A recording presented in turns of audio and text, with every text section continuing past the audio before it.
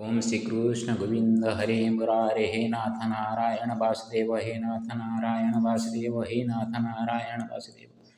ओम विठल स्वामिने नमो नमः। महालक्ष्मी नमो नमः। ओम नमस्तेस्तु महामाय श्रीपीठ स्वरूप पूज्यते संघशकर गदाहस्ते महालक्ष्मी नमस्ते। सुस्वागतम सर्वेषां। ये विठल स्वामी जी हैं जो कि बोरगांव मंजू महाराष्ट्र का अकोला ज़िला में है। ये गांव छोटा सा नगर भी है। एक महीने यहाँ पे रहकर मैंने अनुष्ठान करने के लिए आया हूँ। गोरखनाथ जी जो कि नर्मदा के किनारे मेघनाथ घाट में मिले हुए थे। 1.5 साल करीब करीब हो गया है। तो यहाँ पर आने के बाद गोरखनाथ जी एक गृहस्थ है, लेकिन गृहस्थ होकर भी कैसे एक सन्यासी के तरह, एक तपस्वी की तरह चलते हैं, व्यवहार करते हैं, धर्म कार्य में जुटे रहे हैं, उसी को लेकर मैंने एक रचना किया हूँ। जनक महर्षि जीवनी। 17 नवंबर 2024 शनिवार है। 4:24 में रचना किया था। सुनिए, पहले पढ़ लेते हैं, उसके बाद अर्थ करेंगे। ये भी देखिए, उसी का जीर्णोद्धार महात्मा ने किए हैं। ये टूटा फूटा हो गया था और एक शिव मंदिर भी है, बगल में जाएंगे, पहले पाठ करते हुए जाएंगे। जगन्नाथस्य क्षेत्रं मे विठ्ठल स्वामिनं प्रति जगन्मध्ये स्थितमिषास्यस्ति प्राचीनमन्दिरम्। नरोत्तमोऽयमिन्द्रश्च जनको जानकीपिता नररूपी स भक्तोऽयं त्वस्ति गोरखदीक्षितः। करोति कर्मधर्मेण यान चालककर्मणा कृतकर्म तु धर्माय जनकवत्सु साधुता। मानवे स्वस्ति दुष्प्राप्ता गृहस्थे तापसी मति मात्रमस्ति मतेस्तैर्यं दुःखे सुखे समामति। हरि श्री कृष्ण मुखचार्य नर्मदे हरेति च हरिहरात्मक भक्त्या बोरगांव स्थित्वा सुधी। आर्षवाक्येषु कर्णाभ्यां शृण्वन्नयन्तु धीरज सहोदरेषु कनिष्ठो अयं त्वस्ति धार्मिको सुतः। जीवनसन्धिकाले हि महर्षि जीवनिष्ठता जाता मनसि कथञ्चित् जनकवत्सु जीवनि। वदाम्यहं कदाचिन्मे मनस्यासीत् सुचिन्तनं बलिवर्देव संसारात् ममाद्य शून्यसकलं। नीतिभ्रष्टकलौ किंवा सत्यादर्शसदर्शनं निम्बफले मधुस्वाद मास्वादते क्वचित् नरः। ओम त्र्यंबकं यामहे सुगन्धिं पुष्टिवर्धनम् उर्वारुकमिव मृत्युर्मुक्षयमामृतं। नमो नर्मदेश्वराय नमो नमः। ओम नमो नर्मदेश्वराय नमो नमः। नमो नर्मदेश्वराय नमो नमः। ओम नमो नर्मदा बोरगांव मंजू स्थित महादेवाय नमो नमः। ओम महाकालेश्वराय नमो नमः। देखिए, ये प्राचीन मंदिर है। इस सभी का जीर्णोद्धार किया गया। गोरखनाथ जी के सत्कर्म से गांव लोगों को एकजुटता कराकर बनाया गया है। उसका अर्थ करते हैं। जगन्नाथस्य क्षेत्रमे विठ्ठलस्वामिनं प्रति जगन्मध्ये स्थितमीशस्यास्ति प्राचीनमन्दिरम्। मैं जब जगन्नाथपुरी गया था, पुरी के बाद मैंने चलकर हैदराबाद आया। हैदराबाद के बाद वासुदेव जी के वहाँ एक रात रुकने के बाद, एक दिन रुकने के बाद, उसके बाद यहाँ पे आया हूँ, गोरखनाथ जी के यहाँ आया। मेरे से तो वो पहले बता चुके थे कि यहाँ पे प्राचीन मंदिर है, तो आने के बाद पता चला ये प्राचीन मंदिर है। तो उसी के बाद वो विठल स्वामी का मंदिर का दर्शन किया, और उसके साथ मैंने देखा कि शिव जी का भी मंदिर मैंने देखा, जो कि एक प्राचीन मंदिर है। और ऐसे देखते हुए लोगों से भी बात होने के बाद गोरखनाथ जी के बारे में कुछ विशेष भावना उनके मन में जो है उसको जानने को मिला। और बाद में उसको लेकर आज बैठ के मैंने सोचा कुछ ऐसे रचना करूं जो कि अगले पीढ़ी के लिए कुछ आदर्श रूप में काम करे, इसलिए मैंने उसको रचना किया था। नरोत्तमोऽयमिन्द्रश्च जानको जानकी पिता नारारूपी सभाक्त्वयान्त्वस्ति गोरखदीक्षितः। नरोत्तम अयम इंद्रश्च, नरों में जो श्रेष्ठ होते हैं इंद्र होते हैं। महर्षि जनक जो जानकी जी का पिता है, जनक जी का सुता होने के नाते जानकी है, और जानकी जी का पिता जनक है। दोनों को छोड़कर नहीं रह पाएंगे। दोनों के नाम के साथ उनका कर्म, उनका कीर्ति जुड़ा हुआ है। उसी तरह जब मैंने गोरखनाथ जी के बारे में कुछ सुना तो मेरे को ऐसा लगा कि अभी तो वो जनक महर्षि और सीता जी उनके बेटी दोनों तो प्रख्यात है, उसी तरह तो वो नहीं है। फिर भी उनका कुछ बातें जब मैंने सुना, लगा कि इस अंचल में उनका कुछ कर्म का, जो सत्कर्म का कुछ फल जरूर है।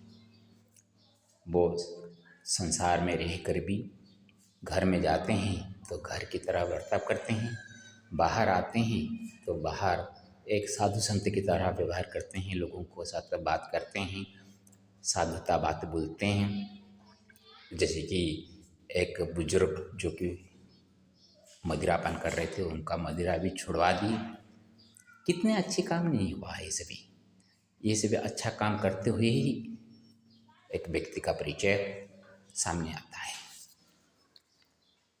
करोति कर्म धर्मिण यान चालक कर्मणा कृत कर्म तु धर्मय जानक बसु साधुता।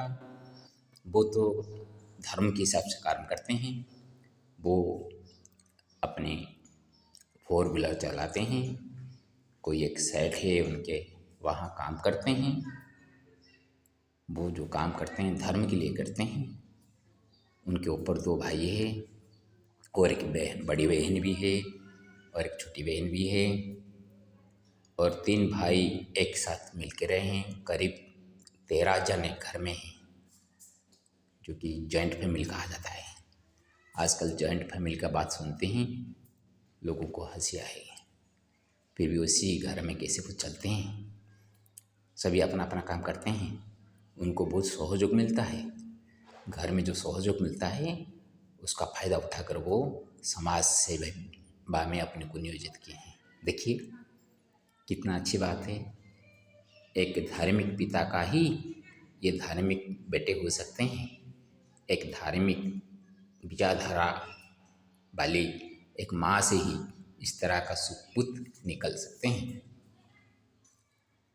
मानवे स्वस्ति दुष्प्रता गृहस्थिता पसीमति मात्रमस्ति मते स्थैर्यं दुःखे सुखे समामति। मानवों में इस प्रकार का दुष्प्राप्त है, मिलना बहुत कठिन है। गृहस्थ में तपस्वी भावना रखना बहुत कठिन है, लेकिन उनका मन में स्थैर्य है, स्थिरता है। वो दुख में हो या सुख में हो वो समान मति करके चलते हैं। हरि श्री कृष्ण मुखचार्य नर्मदे हरेति च हरिहरात्मक भक्त्या भोरगाम स्थिता सुधी। यहाँ पे आप महाराष्ट्र में आएंगे तो हरि श्री कृष्ण बोलते हैं, भगवान का उच्चारण करते हैं हरि श्री कृष्ण। वो मुख में उच्चारण करते हैं, जो कि वो नर्मदा परिक्रमा कर चुके हैं, इसलिए नर्मदे हर, जब भी मोबाइल में मेरे साथ बात करते हैं नर्मदे हर बोलते रहते हैं। मैं तो नमो नारायण बोलने वाला हूँ, मेरे को जो भी होगा मैं बोलता हूँ। राधे राधे को राधे राधे बोलता हूँ, जय श्री कृष्ण को जय श्री कृष्ण बोलता हूँ। मैं सर्व धर्म समन्वय रखने वाला हूँ, सर्व संप्रदाय समन्वय रखने वाला हूँ। मैं किसी को नीचा बड़ा नहीं समझता, फिर भी उनकी भाषा के हिसाब से मैं यहाँ पे रचना किया हूँ, जो कि हरिहरात्मक भक्ति के मार्ग से वो बोर गांव स्थित एक अच्छे व्यक्ति हैं। सुधी उत्तम धी जिनके पास है, सुधी है वो। आर्ष वाक्ये सुकर्णाभ्यां शृण्वन्नयन्तु धीरज सहोदरे सुकानिष्ठोऽयं त्वस्ति धार्मिक सुतः। ऋषि वाक्यों को में से जो अच्छे अच्छे बातें जो कि साधु संतों के साथ वो जुड़ते हैं, मिलते हैं, अपने कानों से सुनते हैं।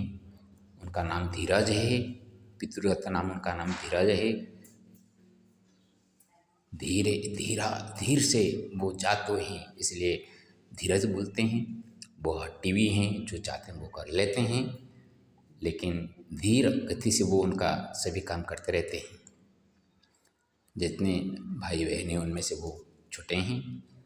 हो सके, मैं सुना उनका छोटी बहन भी है, तो बहन छोटी हो सकती है, लेकिन वो जो भी हो तो भाई बहन में वो छोटा है, जो कि धार्मिक सूत्र के रूप में वो उभरे हैं। जीवन संधि काल ही महर्षि जीवनिष्ठता जाता मनसि कथंचि जनक वत्सु जीवनी। ये जैवन का संधि काल है, 50 के करीब करीब हो जाए तो वो संधि काल हो जाता है। आजकल तो 60 साल बहुत बड़ी बात है जीना, तो 30 का ऊपर हो जाए तो भी संधि काल हो जाता है। तो संधि काल में इस तरह का तपस्वी भावना महर्षि जीवनी धारण करने में, एक रास्ते में ढलना इतना सहज नहीं होता है, जो कि मन में उनका ये जो महर्षि जीवन का जो इष्टता, मैं महर्षि बनूं, एक तपस्वी बनूं, ये तो चिंताधारा कामना जो आ जाती है, जैसे कि जनक का महर्षि की तरह उनका जीवनी ढलने की कोशिश कर रहे हैं। भगवान करे वो कोशिश सफल हो। कभी भी परिवार को छोड़कर तपस्वी बनना इतना सहज नहीं है और इतना अच्छा भी नहीं है। परिवार के साथ जुड़े होकर भी तपस्वी बनना सही है, लेकिन घर वालों का सहयोग होना चाहिए। अभी घर वालों का संपूर्ण सहयोग उनके ऊपर है, इसलिए वो चल रहे हैं। घर वालों का सहयोग होना चाहिए, और घर वालों में वो धार्मिक चिंतन और जो प्रयास, वो सभी एक साथ होना चाहिए। बोधाम्यहं कदाचिन्मे मनस्यास्य सुचिन्तनं बलिवर्देव संसारात् ममाद्य शून्य सकलम्। मैं बोलता हूँ, कभी ये मेरे दिमाग में था, घर में रहकर ही मैं संन्यास धर्म ग्रहण करूँ। सिर्फ दीक्षा लेने से कुछ नहीं होगा, मन को ढालना पड़ेगा उसी हिसाब से। दुख हो सुख हो समभाव रखना पड़ेगा। खाना मिले ना मिले, अपने को सही मार्ग में रखना। इस तरह विचार होना चाहिए। कोई आपको प्रशंसा करे उसमें उत्फुल्लित होना नहीं है, कोई निंदा कर रहा है मन को गीला नहीं करना है। ये सभी भाव होते हैं, ये संत का भाव होता है। समाज में रहकर, घर में रहकर, संसार में रहकर आप आपको ढाल सकते हैं तब वही बड़ी बात है। लेकिन ये तो बड़ी वर्द का मतलब बैलगाड़ी को आप जूझ कर जैसे वो न चाहते हुए भी उसको आप पिटाई करके जैसे बैलगाड़ी खींचते रहते हैं, उसी तरह ये संसार है। इस संसार में आप कुछ नहीं चाहेंगे तो भी आपके ऊपर आपका संसार रूप का बोझ ढोकर आपको पीट कर आगे बढ़ने के लिए समाज आपको हमेशा पीछे लगे रहेगा, आप उससे हट नहीं पाएंगे। तो ये बड़े वर्दी संसार से आज मैं सब कुछ छोड़कर सकल शून्य हो के मैंने बाहर निकला हूँ। ना आज मेरे पास कुछ सम्मान है, ना आदर्श है, ना क्या है, सब कुछ। क्योंकि जो घर छोड़ता है तो आदर्श नहीं रहता। और बाहर निकल कर इतना तपस्वी नहीं बना हूँ और मेरा हाथ किसके ऊपर रख दूँ, सर में किसके ऊपर रख दूँ तो वो उसका मंगल हो जाएगा, ऐसा भी नहीं होता है। तो इसमें ये वाला सबसे मेरे को दुख लगा कि मैं छोड़कर भी कुछ पाया नहीं। नीति भ्रष्ट कलौ किंबा सत्यादर्श सदर्शनम निम्बा फले मधु स्वाद मा स्वाद ते क्वचिन्नर। ये नीति भ्रष्ट कलिकाल है। इसमें सत्य युग का आदर्श आप कहाँ ढूंढेंगे, कहाँ मिलेगा आपको? ऐसा आपको बोलते हैं तो कभी कभी ज़रा सोचिए, नीम का पत्ते तो कड़वा होते हैं, लेकिन नीम का फल आप लोग खाए होंगे तो पता चलेगा कि वहाँ मिठास है। हो सकता है नीम का फल में कभी कभी अब कली युग में भी नीम के पत्ते तो सभी मिलेंगे, लेकिन फल कभी कभी ये गोरखनाथ जी की तरह मिलते हैं। भगवान उनको दीर्घायु करे, उनका आदर्श आगे बढ़े, गांव से शहर, शहर से मंडल, मंडल से राज्य, राज्य से भारत और भारत से बाहर तक भी उनका नाम हो, ये मैंने कामना रखता हूँ। विठल स्वामी जी का आभार व्यक्त करता हूँ कि भगवान का कृपा मेरे ऊपर है, इसलिए मैं आज उनके दर्शन में यहाँ पे खड़ा हूँ। ओम श्री कृष्ण हरि नारायण नमो नमः।